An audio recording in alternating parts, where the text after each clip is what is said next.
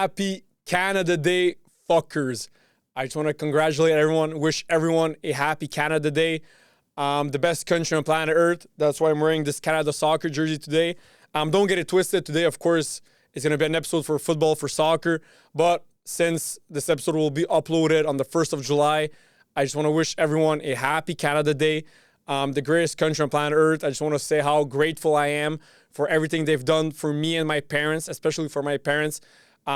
Greeting them as refugees from Serbia. And I just want to say thank you, Canada, and thank you to all the Canadians. Have a good fucking day. It's our day today. And also, people who want to cancel Canada Day are the stupidest people on planet Earth, man. Why the fuck would you want to cancel Canada Day? What kind of woke-ass, stupid-ass shit is that? Wanting to cancel the greatest country's day on the earth. It's the greatest country on planet Earth, and you want to cancel its birthday, its day. That's some woke shit. I mean, guys, if you don't like Canada, why live here? Just leave. Like, believe me, we don't need you. We don't even want you here. So, people who want to cancel Canada Day, I mean, don't take this badly, but they're a disease to our society. Some of the stupidest things. And even if I might add, growing up as an immigrant amongst all my immigrant friends, I know how they think. Most of them, not all of them, but most of them want to cancel Canada Day, and they want to make Canada something, mold it into something that they would like Canada to be closer to their country of origin. Let's say someone's from a specific part of the world, let's say the Middle East. Some refugees, some immigrants from the Middle East would like for Canada Day to get canceled just so they can shit on Canada while this country brought you here, welcomed you here with open arms, but still, you still want to shit on Canada. That's your problem. But hey, I just want to say Canada will forever, ever be Canada. You'll never, ever change it. Now, some Canadians can watch this and say, I don't think immigrants think that way. Believe me, I know. I'm an immigrant. I grew up amongst immigrants. I know how most of them think. And 90%, 80% of immigrants think the way that I just said. They would like for Canada to be the country of the same country of their origin. That's what they would like it to be. I just want to say to them, it will never be like your country of origin. Canada will always be Canada, meaning that I don't have to say it. You guys know what that insinuates. Canada Day will always be Canada. Fucking celebrate Canada Day. And like I said, people who want to cancel Canada Day are dumb, are woke, are stupid, and are, I mean, a disease to our society. They're not actually a disease, but fucking, man, they're fucking bringing our country back. Okay, so like I said, it's a football episode. So today I'll be reacting to the most controversial takes in football/soccer history. So of course, many of these quotes or takes or statements will be made from famous football players, famous football analysts, famous football journalists, football coaches, everyone in the footballing world, the soccer world, it's regarding them. So let's start off with Piers Morgan. I just want to say, Piers Morgan, you know nothing about football. Piers Morgan, stop talking about football. I know you love Ronaldo, you love Cristiano Ronaldo, and the only reason why you love him is because he goes on your show. You got to interview him like 2-3 times, and that's the only reason why you suck his cock. And so you can interview him more time and have him more time on your shows. But you know nothing about football. Stop dick riding Ronaldo. Stop saying he's the greatest of all time. I mean, no one thinks that. No one who knows football knows that he isn't the greatest of all time. So this is the first statement, quote, whatever you like to say, from Piers Morgan regarding David Beckham. And he said, take away the crossing and free kicks. He was a fame-hungry snail with dumb haircuts who only won that much because of the truly great players around him. This is not facts. This is a fucking stupid statement. So let me dissect this statement. First of all, he said, take away the crossing and free kicks, meaning he has nothing.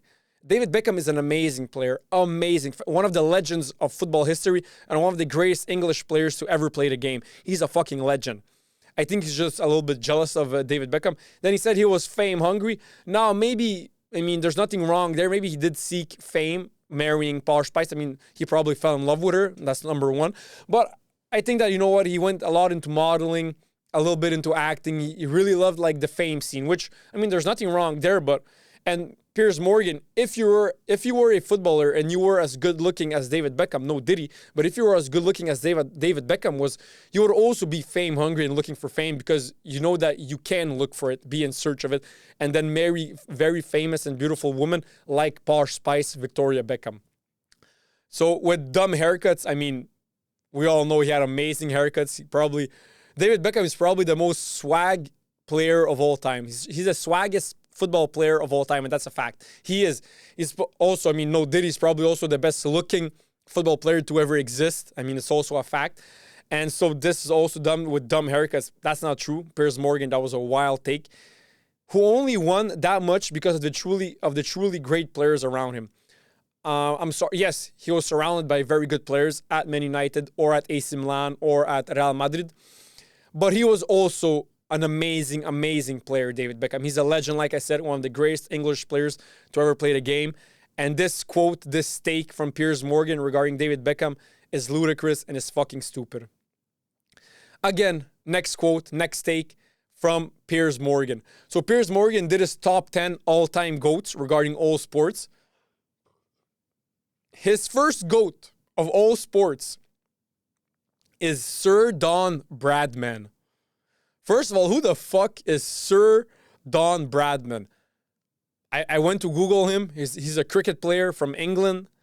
I mean, first of all, I'm sorry. I know the sport of cricket is big, but never ever in the history of all sports, in the history of humanity, will the GOAT of all sports GOATs be a cricket player. Nah, it ain't happening. I'm sorry. That's fucking ludicrous. Second, he put Michael Jordan. Okay, I mean, why not? Michael Jordan is the greatest basketball player of all time. I mean, it's between him and LeBron James.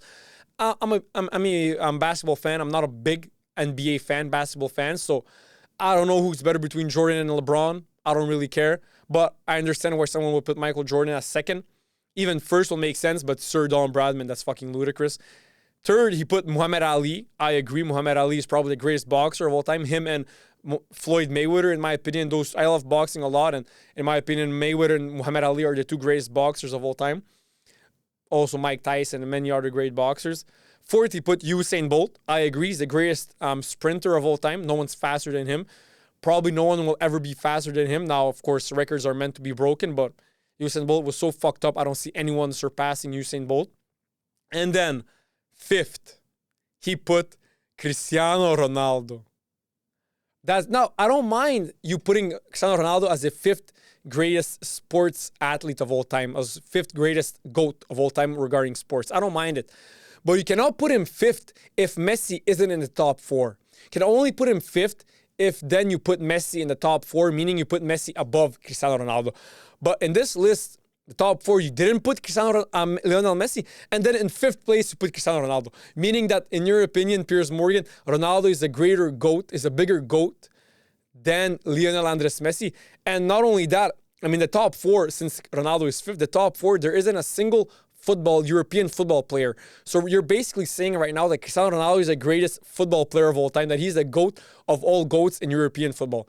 That's a wild take, Piers Morgan. Like I said, stick to politics, stick to whatever you talk about. I don't know, but leave football alone, man. You know nothing about football. No, of course, people can come after me. Oh, you're Canadian, blah, blah, blah. Who gives a fuck? He's English, I'm Canadian. At the end of the day, I know way more about football than he does. It's not a question of what's your nationality. It's a question of were you a big fucking football fan? I'm a big football fan since I'm like fucking 5 years old. I don't even have to say it. Everyone already knows it. I have a huge football IQ. And to put Ronaldo fifth as the GOATs, and also meaning that you put him the greatest football player of all time, is fucking brazy. It's crazy, man. It's wow. And then sixth, he put Tiger Woods. I mean, I don't watch golf, but from what I heard, is Tiger Woods is probably like the greatest golfer of all time, and he probably is. So I guess, hey, shit, okay, put Tiger Woods sixth. I have not much to say regarding that. Then he put Roger Federer in seventh.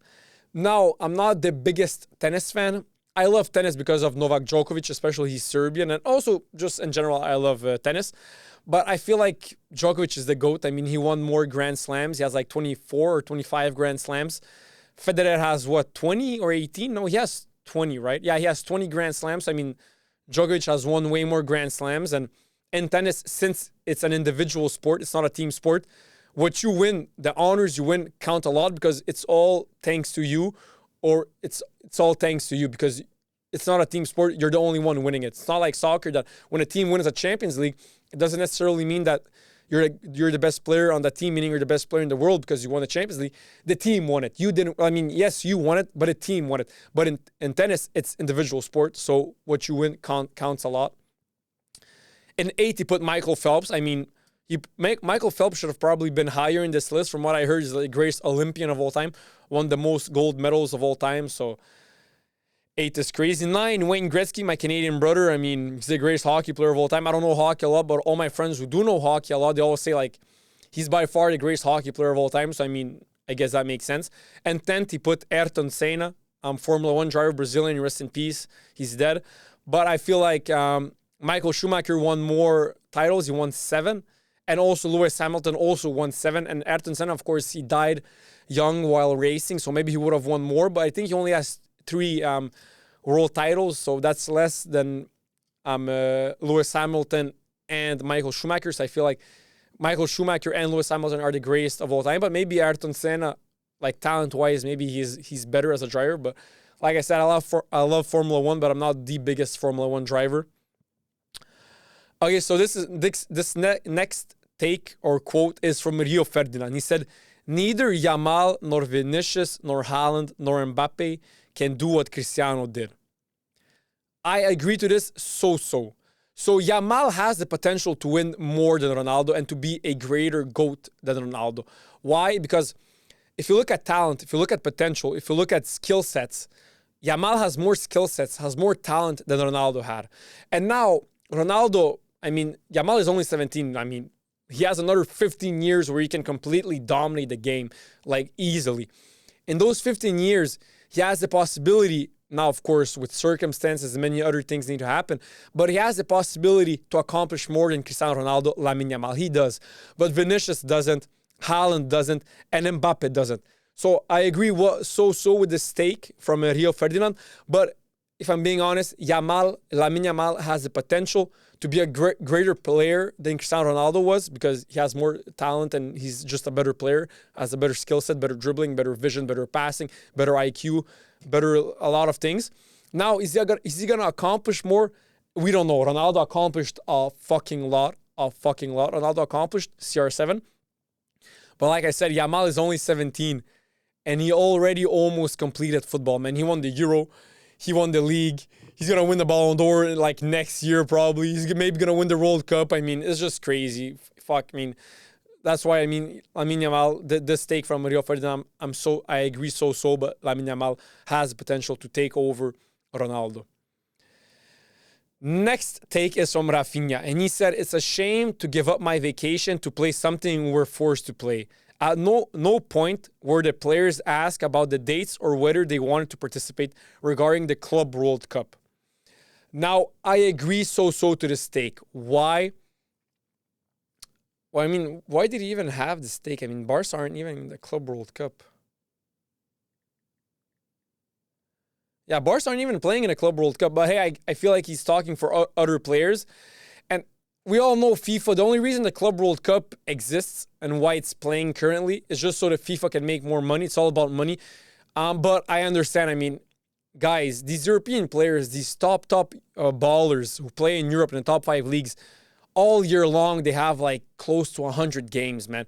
And then if you count the league games, if you add the Champions League, if you add Copa del Rey, if you add the Carabao Cup, and I'm talking for all the big leagues, they have many competitions, many championships to play in, many games to play. Adding the Club World Cup in the summer, where many players would love to have time off, which I understand. I mean, for 100 games, they've been, for the past 10 months, they've been playing like more than 100 games or close to 100 games. Of course, they would like some time off. They're human beings. Not every football player wants to be like Cristiano Ronaldo and just eat, breathe, and sleep soccer, and football. Some of them want to have time off with their family, with their kids, with their friends, have fun, go on vacation, drink, party, and just have fun. Of course, so I understand, but we all know the Club World Cup exists just so they can make more money, just so FIFA can make more money, and I agree with Rafinha on this take. This next take is from Patrice Evra, and he said, "Guardiola, he killed the game. Now we have robots, we have no creativity, and we have no geniuses. You will never see a player like Ronaldinho anymore." Regarding this take, I'm against 50-50. Why? Did Guardiola really kill the game? He didn't. He just established his playing style, which is really, really dominant. I mean, he won a fucking lot. Pep Guardiola, he's probably the most accomplished manager of all time. Now, in my opinion, he's not the greatest. I think circumstances helped him a lot to win many titles and many trophies. But hey, if you look at trophies live on forever. He's the greatest manager of all time. But he didn't kill the game. He just brought his system. You don't have to take his system. You can find another system that's better than that system. In my opinion, PSG's system with under Lucho Enrique's system, in my opinion, is the greatest and most dominant system in all of European football. So attacking football with very technical players and very technical ball, but constantly attacking. In my opinion, that's the greatest and most dominant form of football. It's better than tiki-taka, in my opinion, Lucho Enrique ball. And the reason why we'll never see another player like Ronaldinho is not because of Pep Guardiola. It's just simply, I don't think there will ever be another player as great, as perfect as Ronaldinho was. I think that's never ever going to happen again. He's the most perfect player of all time. He's the most complete football player of all time. And he's just the greatest football player of all time. When it comes to pure abilities, no players like him, not even Messi, not Maradona. Now, of course, they accomplished more. Maybe not Maradona, but Messi accomplished more, and longevity was way greater than Ronaldinho's. But as a player, purely as a player, there's no one like Ronaldinho, and there's never, ever going to be anyone like Ronaldinho because he was just the perfect player. I did an episode dedicated to Ronaldinho because it's fucking deserved. He's the most perfect player of all time, man. Next take is again from Piers Morgan. Oh my God, this take, bro, gives me a fucking headache. Piers Morgan, man, chill the fuck out. And he said on Twitter, on X, Messi doesn't even make my all-time World 11. Piers Morgan, what the fuck are you saying? What's wrong with you, Piers Morgan? You don't know shit about football. This is fucking ludicrous, bro. What the actual fuck, Piers Morgan? Messi, and I quote him, Messi doesn't even make my all-time World 11. Assuming peak performance, this is my GOAT team. Banks, Cafu, Baresi, Maldini, Carlos, Zidane, Matias, Ronaldinho, Maradona, Cristiano Ronaldo. Cristiano and Ronaldo phenomenal. Piers Morgan, are you mentally fucking challenged? Yo, when it comes to football, yes, you're English, I don't give a fuck. You don't know shit about football, man. I don't know how your football IQ is that bad, but I think you're probably the worst football analyst of all time. Not in the world currently, but of all time. Ever since football exists, ever since analysts exist, ever since football media exists, whatever, you're the worst football media analyst, whatever, to ever exist, man. Holy fucking shit, Piers Morgan. That's crazy. Wow, man.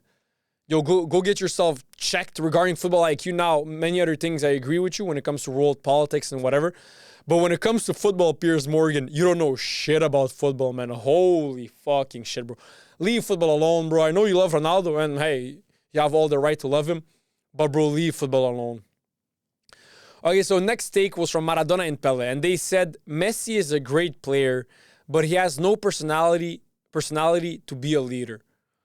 This was said before the World Cup 2022. World Cup 2022, Messi was a real fucking leader. Now, Maradona, in his mind, you guys know how much I love and respect Maradona. He's one of the GOATs for me. I fucking love him. But in his mind, to be a leader, you have to be loud and you have to be extroverted. You don't. You just have to be very, very competent, and people need to want to follow you. That's what a leader is. It's someone who's really fucking competent, really, really competent. And people, at the end of the day, if you want to be a leader, people need to say that you're a leader. You cannot say, I'm a leader, and you lead no one, and no one follows you. For you to be a leader, other people need to accept the fact that you're a leader, assume and accept that you're the leader, and they need to want to follow you. That's what a leader is. And Messi is a real fucking leader. Now, he doesn't scream. He talks. He's not this big extroverted personality like Zlatan Ibrahimovic or whoever. But still, Messi is a bigger leader than Zlatan Ibrahimovic, who is way more extroverted and way more loud than Messi. Messi leads by example. It's fucking Messi. And why do people follow him on the pitch? Why is he the leader? because he's the most competent player on the pitch and in the world. That's who Messi is. His career is as close to perfect as it can be. Greatest football player of all time, him, Maradona, and Ronaldinho. And that's why Messi is a leader. Why? Because at the end of the day, the players follow him. That's what makes him a leader. So Maradona and Pele, as much as I respect you guys, I'm sorry, but Messi is a real fucking leader.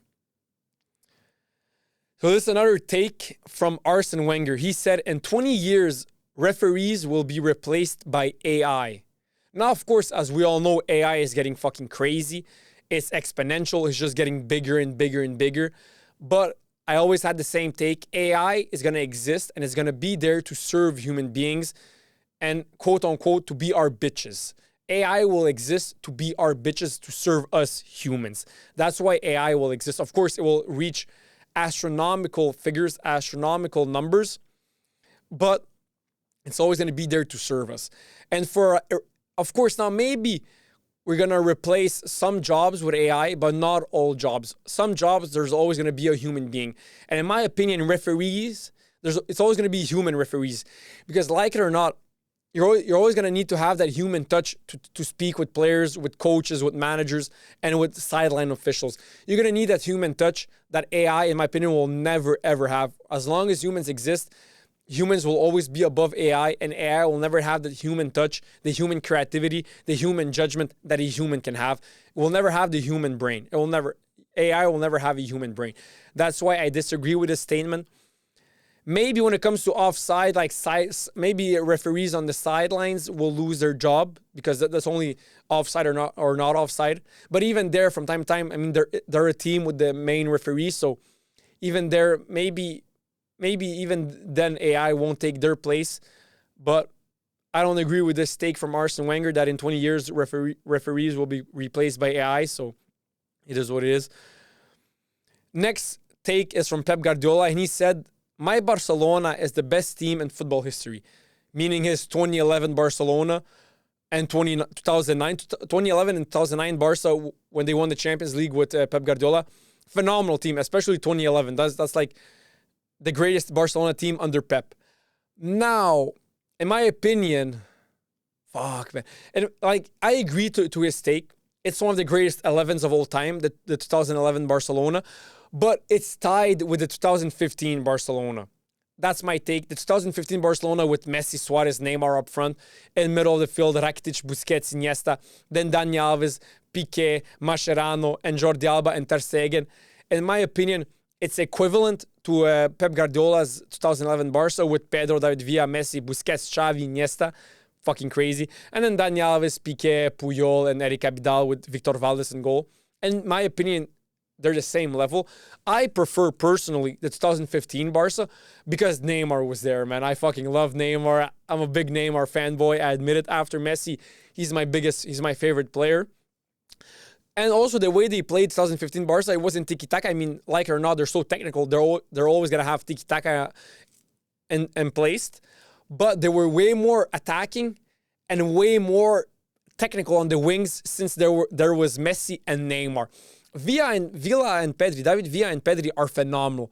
They're not like Neymar, man. Now, of course, the middle of the field with Xavi, Iniesta, Busquets in their prime, with Messi as false nine, is better than Rakitic, Busquets, and Iniesta, with Iniesta a bit older. It was better.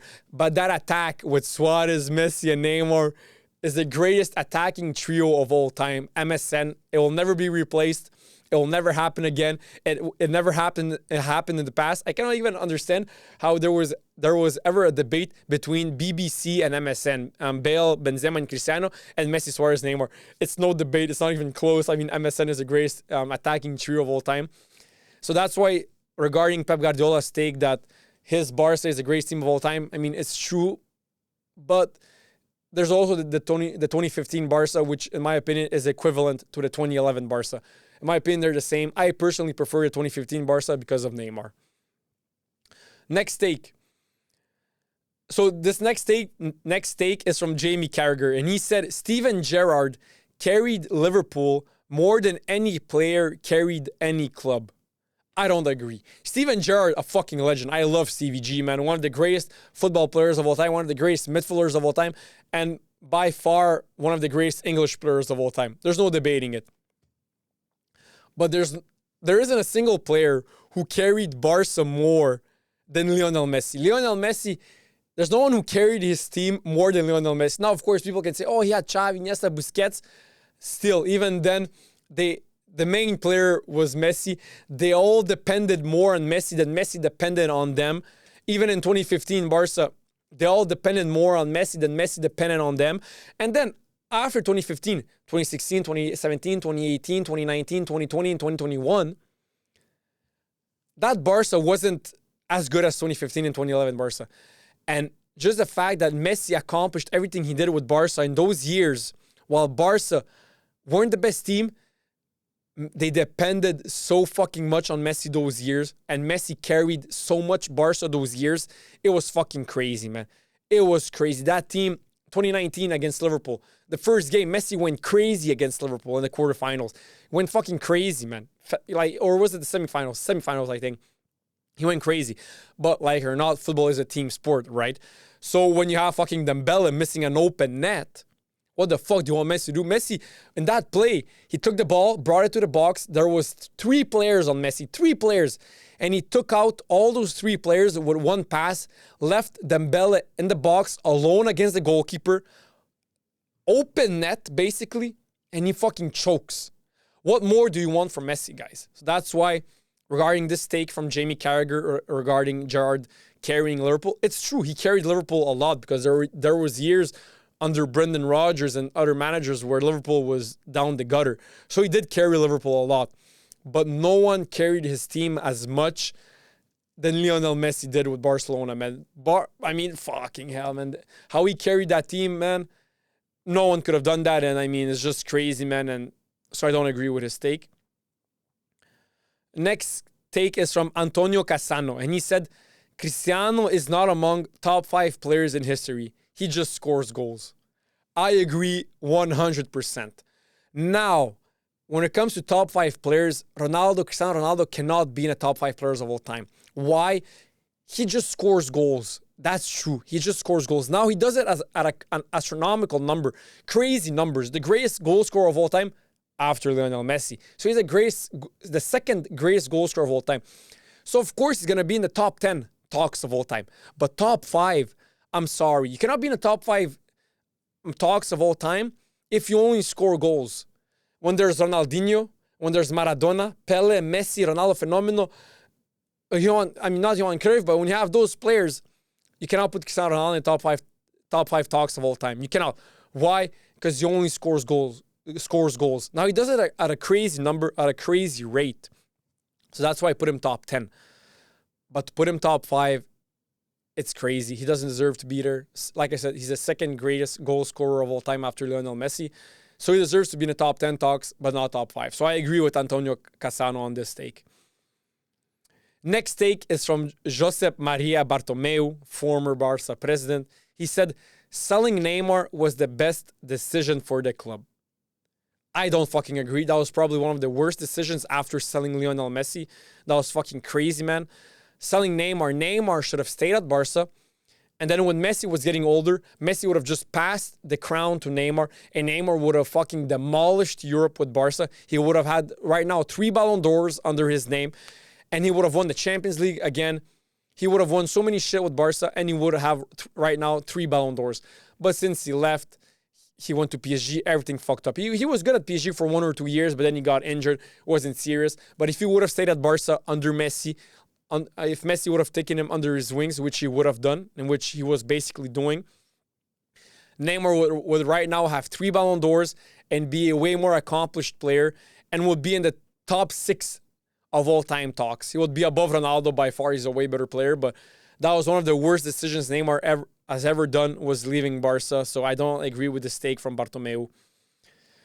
So next take is from Marco van Basten, a fucking legend, one of the greatest number 9s of all time, probably top 3 number 9s of all time. Him, Ronaldo, Fenomeno, and Cristiano Ronaldo, if you consider him a number 9. He said VAR is killing the game.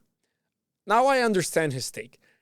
in a way, you can see it as taking away the magic of the sport. I understand, you know what? Someone scores a goal, and then 5 minutes later, we're like, oh, he was offside 5 plays ago. I understand how it kills the game. But at the end of the day, like I said so many times on so many podcasts, VAR has more pros than cons. And that's a fact.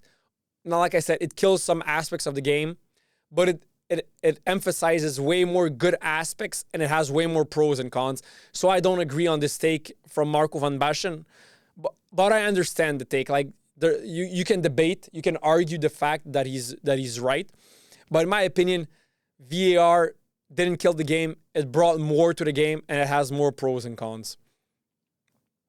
Next take is from Thomas Müller, a big legend of the game, one of the greatest German players to ever play the game, one of the most accomplished players and German players of all time. And he said, the Premier League is overrated. German teams are more tactical. Now, in my opinion, the Premier League is a little bit overrated. Now, it's the most entertaining league in the world. Why? They have like 6-7 teams constantly competing for who's going to win the league. Like it's always amongst 6-7 teams. In La Liga, it's always amongst two teams, Barca or Real Madrid. And if you're lucky, you have Atletico Madrid going crazy that year. So sometimes it's between 3 teams. But like 90% of the time, it's always between Barca and Real Madrid. And Serie A actually is also very competitive. Like English League, Premier League, and Serie A are the 2 most competitive leagues, because also in Italy, you have like 6-7 teams who can win the league. So that's why it's also very competitive. And then in League 1, you only have fucking PSG who win it all the time. And same goes for Bundesliga. You always have Bayern Munich who always win it, or basically always win it.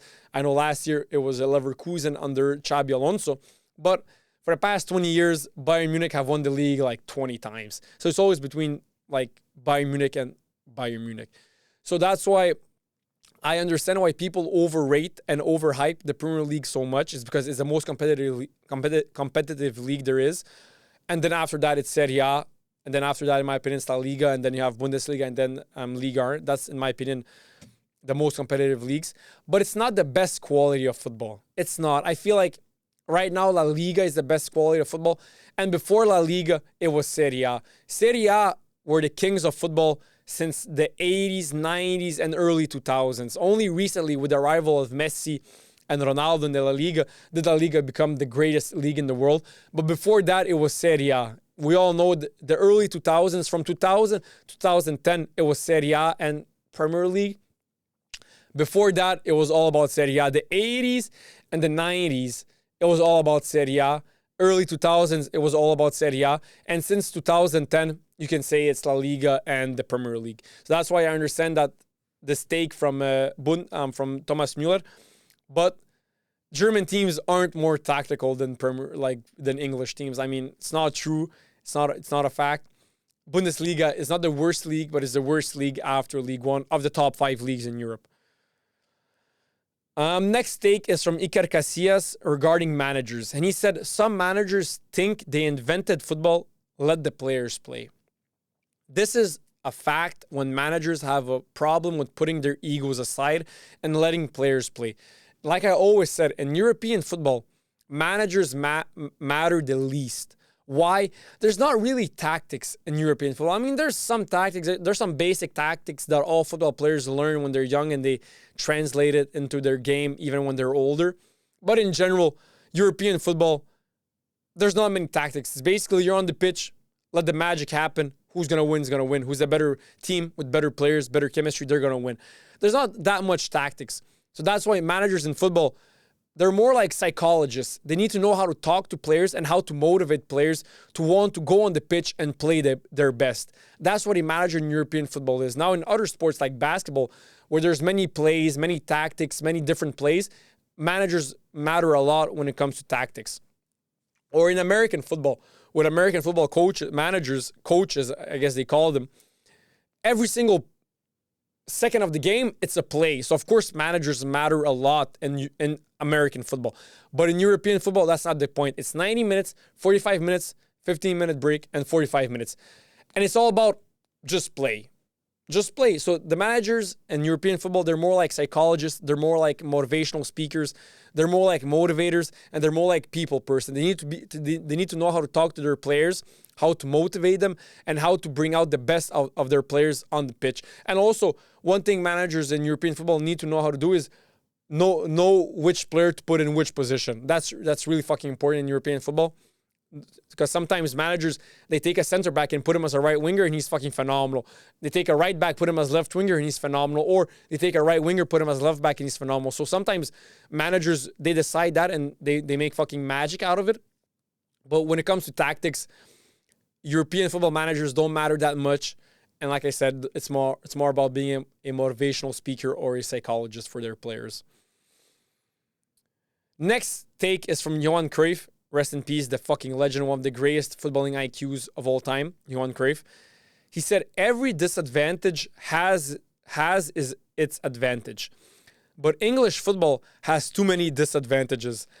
This is so fucking true.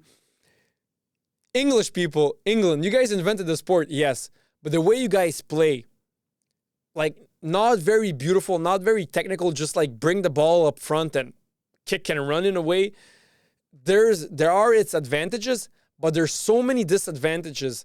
That's why you guys never win. Like right now, you guys have a phenomenal team, and you guys have phenomenal players. But you aren't gonna win shit, and you're never gonna win shit. You won the World Cup once in 1968, or was it 69? You won the World Cup once, and you're never ever gonna win it again because your style of play, if you don't change it, and I think they're never ever gonna change it.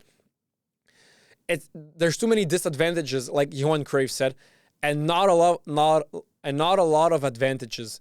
So I agree a lot with his take from Johan Cruyff, and I feel like you guys have to change your football. I understand that that's how football was played when the sport was invented. When you guys invented the sport, I understand that's how the sport was played. But times change, shit changes, shit happens, and you guys have to adapt to survive. And you guys aren't adapting. That's why you guys aren't, quote unquote, surviving, winning trophies, in other words. And if you don't change it, you'll never win. No matter how good your players are, I mean, you guys have phenomenal players on your roster. On paper, you probably have the best players, but you guys aren't going to win shit. Like the following World Cup in 2026, you guys aren't going to win shit. Let me pull up the England 2026 football squad. Like from the top of my head, Bellingham, Cole Palmer. Yo, they have such good players, man. In goalkeeper, Jordan Pickford, Dean Henderson, James Trafford. Outfield player, Kyle Walker, Reece James, Trent Arnold, Chalobah, Jordan Henderson, Curtis Jones, Declan Rice, Morgan Gibbs-White, Bellingham, Cole Palmer, Miles Lewis-Skelly, Harry Kane, Bukayo Saka, Morgan Rogers, Noni Madueke. Such good players. But your style of football is so shit. Your style of play is so shit that you guys aren't going to win shit if you guys don't change your style of play. Next take is from Neymar Jr., one of the GOATs, one of my favorite players, my second favorite player after Lionel Messi. He said, I feel more important at PSG than I did at Barcelona. I agree 50-50 on this take. Of course, when you were at Barcelona, there was fucking Messi. I mean, that's the GOAT of all GOATs in European football. So, of course, that was Messi's team, and it would have always been Messi's team. I understand. But you were so fucking important for Barcelona, man, Neymar. Believe me. And even Messi knows it. If Messi was here, you were right here for Barcelona, man. You were so fucking important for Barcelona. And I understand you leaving for PSG. When you came at PSG, it was your team. Like it or not, you were by far the greatest player in that team. Like, you were the main star. But at the end of the day, if you would have stayed at Barcelona, like I said earlier on in this episode, you would have had right now 3 Ballon d'Ors instead of 0. And you would have accomplished way more for Barcelona and for yourself. And speaking as a Barcelona fan, man, I would have been so fucking happy if you would have stayed. But hey, I guess you would have you wanted to leave and make your own mark. That's why I agree so with this take that you were more important at PSG. Maybe you were more important because Barca had Messi, but you weren't a better player. You were better off at Barcelona.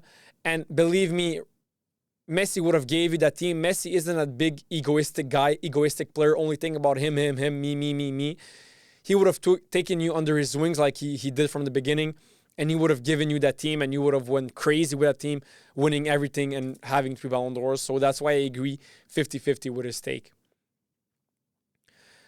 Next take is from Ruud Gullit, an amazing legend, one of the greatest attacking midfielders to ever play the game, and one of the greatest Holland player of all time, Netherlands player.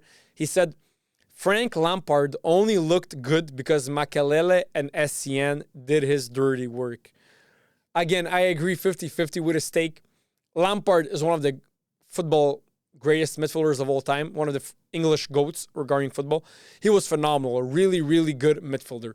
Now, of course, SCN and Makelele did help him a fucking lot defensively and doing his dirty work. Quote unquote, like Ruud Gullit said. Now, of course, would he be as good without them? Maybe he wouldn't have won so much without them. But still, at the end of the day, football is a team sport. And like it or not, Lampard also made Makelele and Essien look better than they did when he played his game to the fullest. So it's like it's reciprocal. It's 50-50. You know, they both help each other. Lampard helps Essien and Makelele just as much as Makelele and Essien make Lampard look better. So that's why I agree 50-50 on this take from Ruud Gullit, but I understand his take. Next take is from Samir Nesri. It's regarding Pep and Klopp. He said Pep's football is real football. Klopp's style is just energy and running. I disagree. Not completely. Now, Pep's football is really good fucking football. Tiki-taka, very technical, short passes, quick passes, not touching the ball a lot, moving the ball very fast. It is really good fucking football. But Klopp, as a manager, is a better manager than Pep Guardiola. He is. And it's not just running and energy. That's not what Klopp's football is. It's not only that. He's a real fucking genius. And he's probably the greatest manager when it comes to motivating your players and being a psychologist for your players. He's the best at it. Jurgen Klopp. He's the best at it. Now, Pep, of course, has more success and had more success than Jurgen Klopp. Is he a better manager? I don't think so. I think that circumstances, I said it so many times, I think that circumstances made Pep Guardiola win so many trophies. But like it or not, trophies live on forever. So maybe he is a better manager than Klopp. But I think that if Klopp, and again, I'm speaking with ifs, so you cannot really take that into consideration. But if Klopp was under the same circumstances as Pep Guardiola, he wouldn't have won less than Pep Guardiola. So next take is from Mario Balotelli. And he said, if I had Ronaldo's discipline, I'd have won the Ballon d'Or 5 times. Now, Mario Balotelli was a really, really fucking talented player. Phenomenal talent. Really, really good. I disagree. I still think Cristiano Ronaldo was a better talent, a bigger talent than Mario Balotelli. Not Mario Balotelli. It wasn't like he was fucking Ronaldo phenomenal. He wasn't that talented as a number 9. He was really talented, but not like Ronaldo phenomenal. I feel like he's tooting his horn a little bit, winning 5 Ballon d'Ors if he had Ronaldo's work ethic.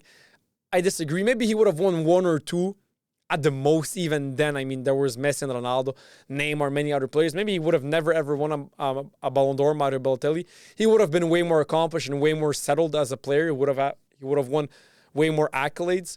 But that's a ludicrous take, saying that he would have won 5 Ballon d'Ors like Cristiano Ronaldo. I don't agree. He was very talented, but not as talented as Cristiano Ronaldo. This next take is from Eric Cantona. He said, the Premier League sold its soul. Football is no longer for the working class.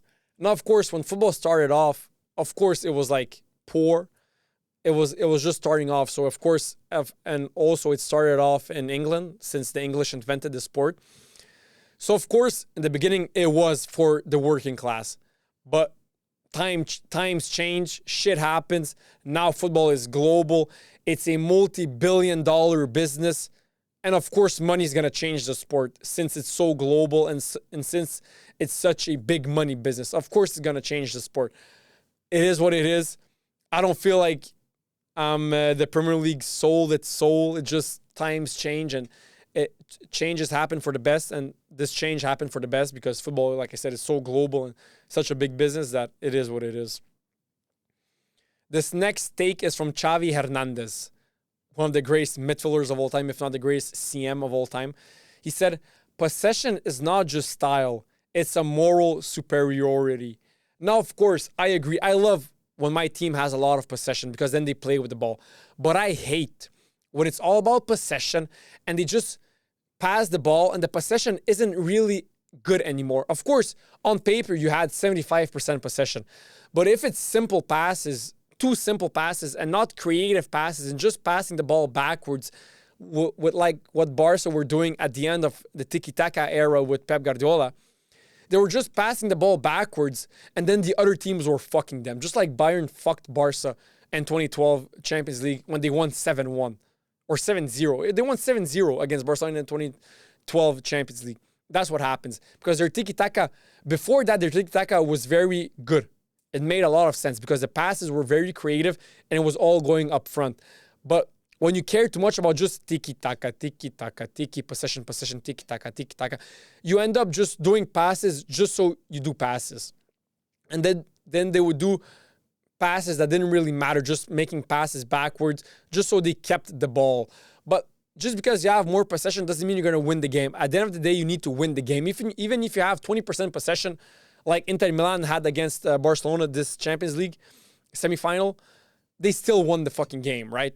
They won the game. Like or not, you have to win the game at the end of the day. You have to win. So if you have possession and you end up winning, that's phenomenal because you dominated entirely the game and the team. You had 75% possession and then you won 2-0 or 3-0, whatever.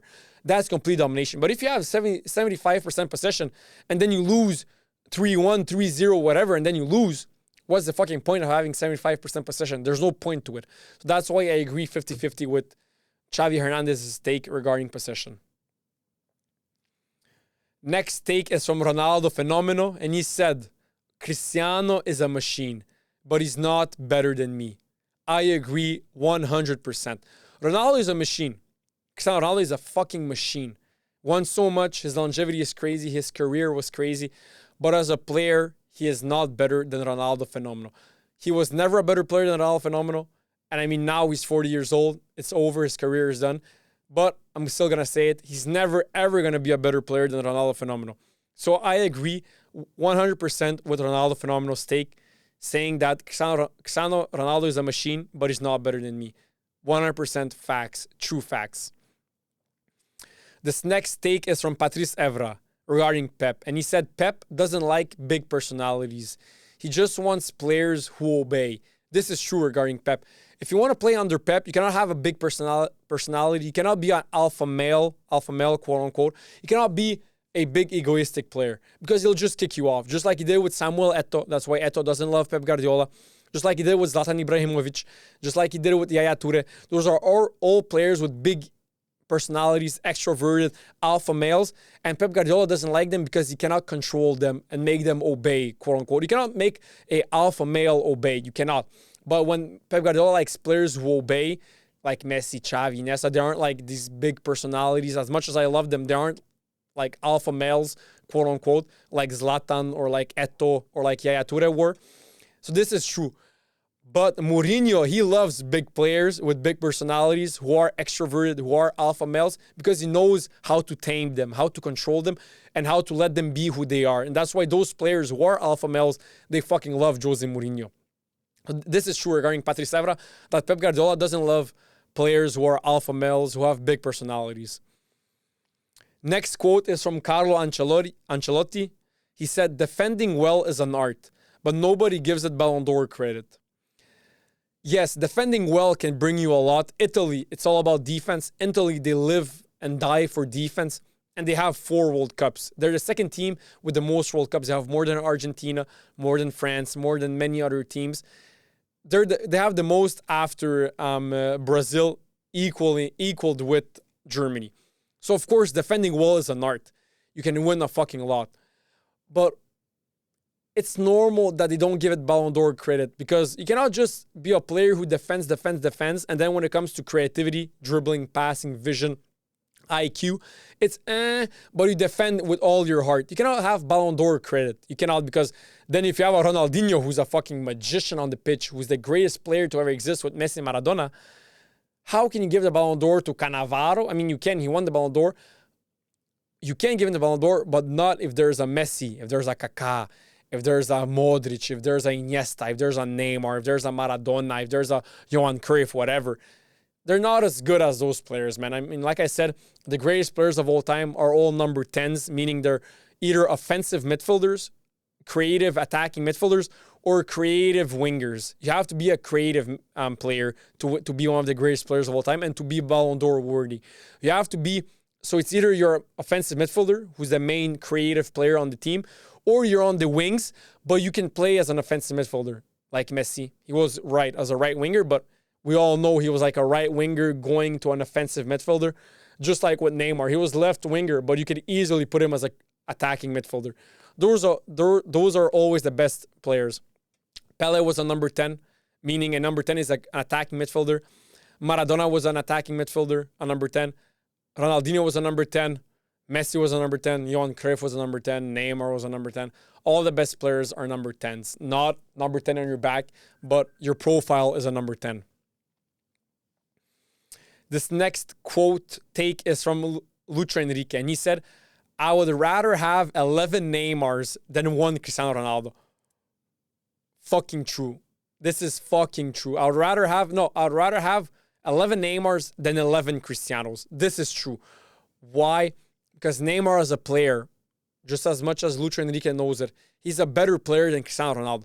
Cristiano Ronaldo had a better career, accomplished way more than Neymar, way bigger longevity, way better career. But as a player, he is not better than Neymar. He doesn't have better capacities on the pitch than Neymar does. And he's just not a better player than Neymar. That's a fucking fact. He did accomplish more, but he's not a better player. This next take is from Giorgio Chiellini, and he said, diving and deception are part of modern football. Don't be naive. That's true. Modern football, there's way more diving and deception. And I understand why people dive. I mean, if I know that if I dive, I can get a penalty, I'll fucking do it. But now with VAR and with playback and going to watch the screen, diving, there's no use to diving. Why? Because VR can watch it on TV and see, oh, he dived, here's a yellow card, there's no penalty. But before VAR was introduced, diving was smart. It made sense if you knew how to do it well and when to do it. I mean, it's all about circumstances and when to do it. But I understand why people dived. But like it or not, no football fan likes when players dive because you're fucking lying, you're not being honest, and we fucking hate it. Next take is from Antonio Conte, and he said, English players are overrated. They lack tactical education. I agree 100%. English players are the most overrated players of all time. Bellingham, oh my God, I fucking love him. Amazing midfielder. So good, but he's so fucking overrated because he's English and because he's a pretty boy. Those two reasons why. But the main reason is because he's English. And English media, they love to overrate their players so much, just as much as they did with Jack Grealish. Oh my God, they overrated the shit out of Jack Grealish. Just as much as they overrate all their players, Harry Maguire. I mean, they were talking about Harry Maguire if he was the greatest center back of all time. I mean, Jesus fucking Christ, he's one of the worst center backs of all time. They overrated David Beckham a lot. I mean, as much as I love David Beckham and as much as he is a fucking phenomenal legend, he was really overrated because, again, he was English and because also he was a pretty boy and he was famous and because he was dating Posh Spice. But again, mostly because he was English. Just like with Steven Gerrard, Frank Lampard, Paul Scholes, and all the other English players. So I agree with this take from Antonio Conte, but still it doesn't change the fact that English players are really fucking good. They have really amazing players. But they do get overrated a lot by the English media. And because also English media and European football is the strongest media. And the reason why is because they speak English. So of course, all countries on planet Earth, they understand English to a certain extent, to a certain degree. But that's why it's the biggest media on planet Earth. And since it's English media, and since they're English, of course they're going to overhype and overrate their own English players. It makes sense. This next take is from Eden Hazard. And he said, I don't like training. I just want to enjoy football. Now, Eden Hazard, you were so fucking talented, so good. You could have won a Ballon d'Or or even 2-3 Ballon d'Ors. But broski, you were too lazy, man. I mean, when you arrived at Real Madrid, you gained like 20 pounds. You became fat. When you were at Chelsea, and then when you arrived at Real Madrid, you fucked up your career. It went downhill. You should have been the main guy at Real Madrid, winning Ballon d'Ors, winning Champions League, winning domestic titles, winning everything. but you fucked up your career because you were lazy, because you didn't have discipline. And Eden Hazard, believe me, I fucking love you. You're one of my favorite players of all time, but you fucked up your career, man. And the reason why I'm so pissed is because you could have been so great, and we could have enjoyed your football so much. This next quote is from Thomas Tuchel, and he said, Chelsea doesn't have patience for real football projects. Now, I don't know, but if I look at results, I think he's right. I feel like Chelsea doesn't have patience. They always want to win now, and they don't feel like they want to build for the long term, which every football team needs to build for the long term. And it is what it is, man. That's why, man, Chelsea doesn't have patience for real football projects. And so I guess I agree, but I don't know enough from this take. Andres Iniesta, he said, England praises grit, Spain praises intelligence. And that's why Spain, for the past 20 years, are way more dominant in football than England. They won Euros how many times? Like 3 Euros in the past 20 years. They won the World Cup once, and the 2026 World Cup, they're going to be phenomenal. In the past 20 years, Spain has had way more success on the international stage than England. Why? It's because Spain in the early 90s with Pep Guardiola and whatever, they transitioned their mentality of taking an athlete and creating a football player out of him. They changed it, they turned it around, and they took a football player and they created an athlete out of him. And Spanish football is all about IQ. It's all about creative midfielders. That's why their midfielders are so fucking good and their players are so good, is because they have the best mentality for football in the past 20 years, man. I know Brazil all time, it's their sport, but for the past 20 years, man, Spain have been fucking crazy. They've been so dominant. And the reason why is because they put footballing IQ and they put footballing intelligence at the top of the game, and they put it as the most important factor for a player and for a team, which it is the most important factor and the most important factor for a player and for a team. This next quote take is from Adriano, Brazilian legend. If you know, you know. He said, Europe killed my joy for football. I was happier in the favela. Agree, disagree. I cannot agree or disagree. This is a personal take, but it's sad to hear that because he was such a good player, such a fucking dangerous football player, an amazing number 9, such a powerful shot. He was so good. And it's just sad to see that he didn't live to his full potential. He didn't accomplish as much as he could have. So it's sad to see, but I guess, man, we all have our demons. We all have our problems, no matter how good we are. Mentality is the most important. That's what Ronaldo is fucking phenomenal at. It's mental power, mental will, mentality. I just find this take quote a bit sad, but hey, I guess it is what it is. A quote from Alan Shearer, and he said, VAR is the worst thing to happen to football since plastic pitches. I agree 50-50. VAR is not the worst thing to happen. I love VAR. I think there's more pros and cons. But I do agree that plastic pitches, meaning synthetic pitches, are the worst pitches for football. Football is natural grass.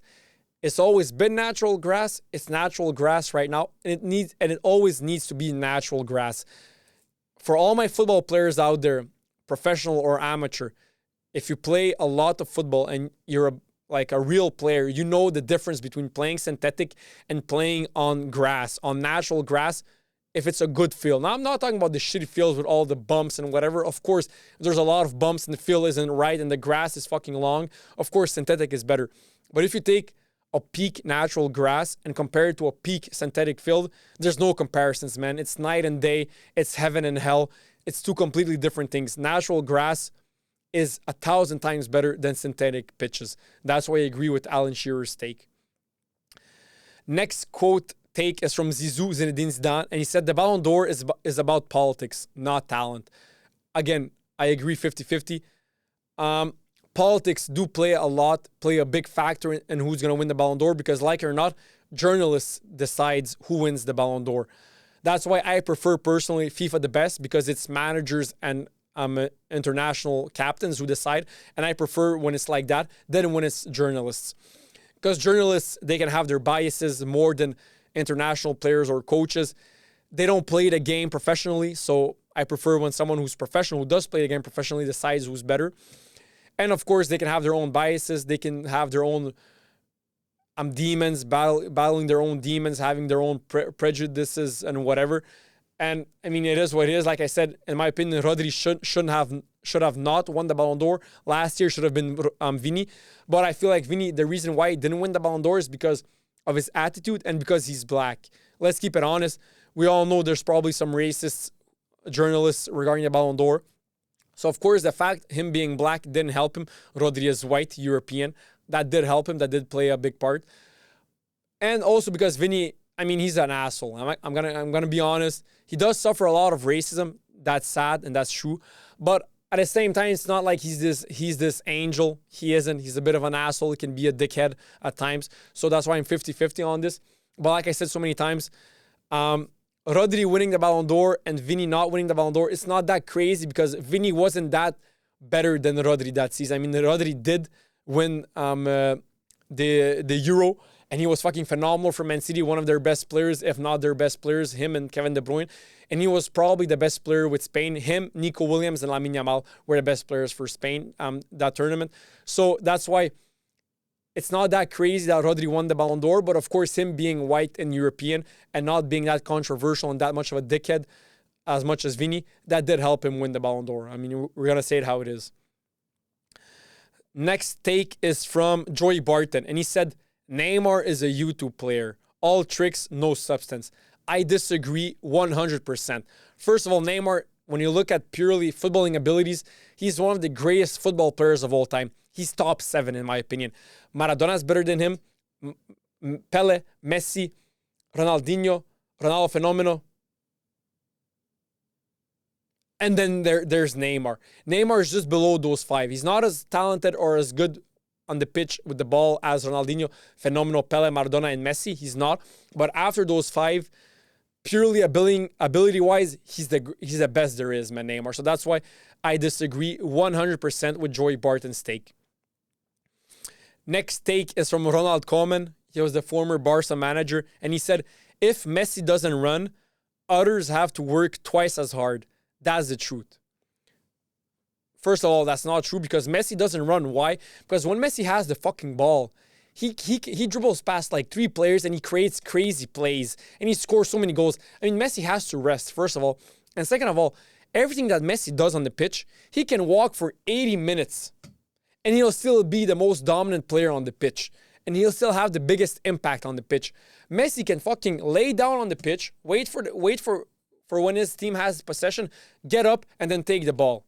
And he'll still be the greatest player on the pitch and have the biggest impact. That's why I disagree with this take. I don't know why he would have said that. Even if it's true that they have to defend more because the one player isn't defending, he compensates so much in attack, Messi, and play creation and whatever, that all 10 players could just be defenders and he could be the only fucking attacking player and he would still be the most influential player on that team and the team would still play at its peak value because of Lionel Andres Messi fucking Cusitini, man. Next take and last take is from Romario, and he said that if Brazil want to win in the 2026 World Cup, they have to build a team around Neymar Jr. and the team has to play for Neymar Jr. I agree 1,000% with Romario's take. Neymar Jr. is still the best player on planet Earth, ability-wise, after Lionel Messi. He's 31, 32. He's going to be 33 for the next World Cup. He's still going to be the best Brazilian player there is. Better than Rafinha, better than Vini, better than whoever. And if they want to win, just like Argentina won the 2022 World Cup, they built a team around Messi because Messi is and was the greatest player that year in the world. And the players have to play for Neymar just as much as the Argentinian players were ready to die on the pitch for Lionel Messi. If Brazil want to have winning chances in the 2026 World Cup, if they build a team around Neymar, and if all the players run and play for Neymar, they're going to win the World Cup. They're going to dominate the World Cup if they do that for Neymar, if the Brazilians play for Neymar, and if Brazil build a team around Neymar Jr. So I agree 1,000% with Romario's take regarding Brazil if they want to win the World Cup in 2026. So guys, that was it for this episode. Peace out.